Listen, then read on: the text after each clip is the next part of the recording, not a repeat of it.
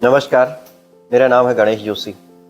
आज बात करते हैं आयुर्वेद को लेकर, यानी कि आयुर्वेद में सोराइसिस का कैसे इलाज होता है। वैसे भी आयुर्वेद में त्वचा रोगों को लेकर बहुत अच्छा इलाज है, प्रमाणित इलाज है और वर्षों से चलता आ रहा है। और सोराइसिस एक ऐसी बीमारी है जिसे आयुर्वेद में मंडल कुष्ठ कहा जाता है। आखिर ये बीमारी होती क्यों है? क्या आयुर्वेद में इसका पूरा उपचार है, या फिर किन बातों का हमें ध्यान रखना चाहिए, क्या सावधानी बरतनी चाहिए, और इलाज है तो कब तक इसका इलाज करना चाहिए? बहुत सारे तमाम प्रश्न हमारे दिमाग में हैं।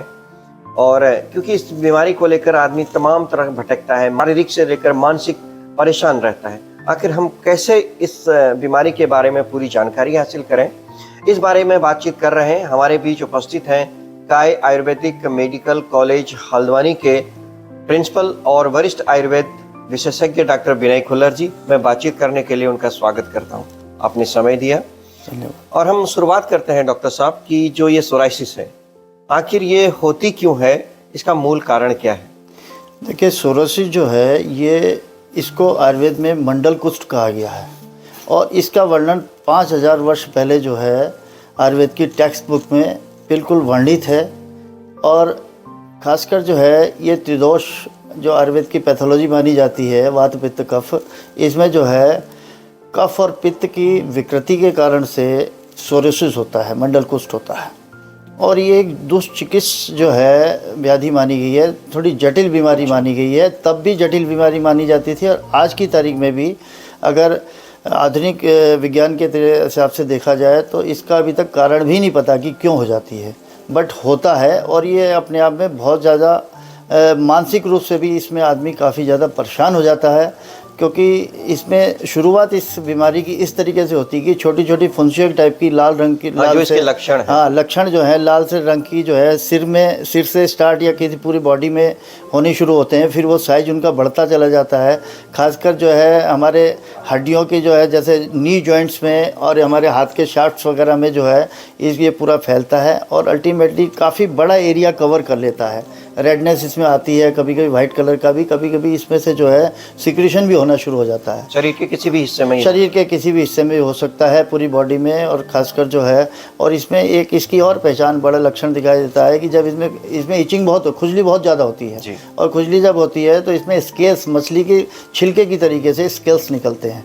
तो ये जो है इस तरीके के इसके सिम्टम्स होते हैं। आयुर्वेद में इसका क्या उपचार है? क्या ये पूरी तरह से ठीक हो सकता है? हाँ, देखिए 65% तक ये माना जाता है कि ये अगर मदर को भी है या पेरेंट्स में किसी को है तो ये बच्चों में भी 65% तक हो जाती है। बट ये छूत की बीमारी नहीं है, इसको छूने से नहीं होता है, किसी को फैलता नहीं है इस तरीके। ये बिल्कुल भ्रम नहीं फैलना चाहिए परिवार में। हाँ, कोई इससे कोई मतलब नहीं, इस चीज़ का छूने से नहीं फैलता है। और ये जो है इस तरीके से आयुर्वेद ही मानता है कि विपरीत भोजन और अन्न वगैरह जो हम लोग आहार लेते हैं, आहार की जो गड़बड़ी होती है जिसमें विपरीत भोजन लिया जाता है या बहुत शीत उष्ण वगैरह जो है मिला के, या पता चला कि मतलब जो जैसे नमक और चीनी का कॉम्बिनेशन अगर ले लेते हैं तो इस तरीके की आहार विहार के कारण से।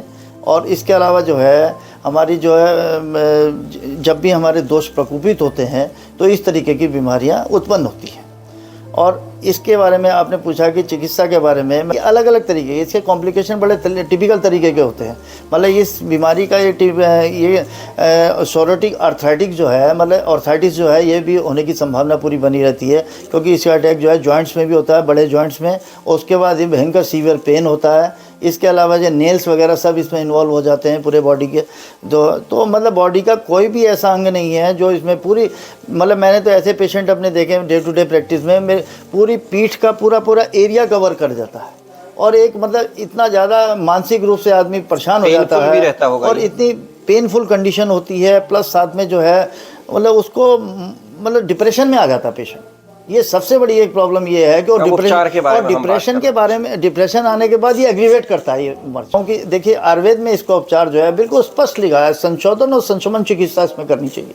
संशोधन चिकित्सा में संशोधन जो है वो पंचकर्मा होता है। पंचकर्म के हिसाब से जो है इसके खासकर हम लोग विरेचन करवाते हैं। विरेचन औषधियाँ दी जाती हैं ऐसे पेशेंट को, उसका पूरा प्रोसेस है। उसमें किस तरीके से उसको पहले दिन से लेकर 7वें दिन तक, 8वें दिन, 10वें दिन, इस तरीके से औषधियाँ दे के उसको विरेचन करवाया जाता है। इसके अलावा जो है फिर साथ में संशमन चिकित्सा, औषधि चिकित्सा इसमें साथ में दी जाती है। मेरा कहने का मतलब है कि अगर किसी को सोराइसिस है तो वो निश्चिंत होकर आयुर्वेद की अगर शरण में आता है तो ये मान के चलिए कि उसको लाभ मिलना ही मिलना है, और उसकी जो है पूरी लाइफस्टाइल ही चेंज हो जाती है, और लाइफ जो है उसका बिल्कुल परिवर्तन आ जाएगा, और वो पॉजिटिव उसमें रिजल्ट्स आते हैं, और हम डे टू डे प्रैक्टिस में देखते हैं। आज की तारीख में भी मैं कितने समय तक इसका इलाज करना? इसका इलाज थोड़ा लंबा समय चलता है। स्पष्ट बात है कि क्या पूरी तरह ठीक होने की संभावना? बिल्कुल संभावना रहती है, और हम लोगों ने ये ठीक करे हैं। वैसे तो देखिए सीजनल चेंजेज होते हैं जिसमें उस समय ये एग्रीवेट करता है, सर्दी के सीजन में ये बढ़ता है, गर्मी में सीजन में कम हो जाता है। इस तरीके से इसके एपिसोड्स आते हैं काफ़ी ज़्यादा। जब ये बीमारी हो चुकी होती है जी, क्या सावधानी बरतनी चाहिए मरीज? उसमें देखिए ऐसा है कि इसमें खासकर ध्यान देना, अपने खान पान का विशेष ध्यान देना है, उचित मात्रा में नींद लेनी है, अपने डिप्रेशन को दूर करने के लिए वो कहता है जब चिकित्सक से मिलेंगे तो कुछ औषधियाँ इस तरीके से भी देता है कि जो कहते मानसिक उसकी स्थिति ठीक बनी रहे, जिसके कारण से जो है हमारे जो देखिए आयुर्वेद तो मानता है कि दोषों की गड़बड़ी से होता है, तो दोषों को ठीक करने के लिए हम लोग औषधियाँ देते हैं, और उसके बहुत ही सकारात्मक परिणाम आते हैं और बहुत अच्छे परिणाम आते हैं। और ये मान के चलिए कि अगर शुरुआत में प्रारंभिक स्टेज में मरीज हमारे पास आता है तो 100% क्योर हो जाता है। बिल्कुल। आपने सोराइसिस के बारे में बताया और इसके कैसे हम परहेज करना चाहिए, आयुर्वेद में उसका क्या इलाज है। बातचीत करने के लिए बहुत बहुत धन्यवाद।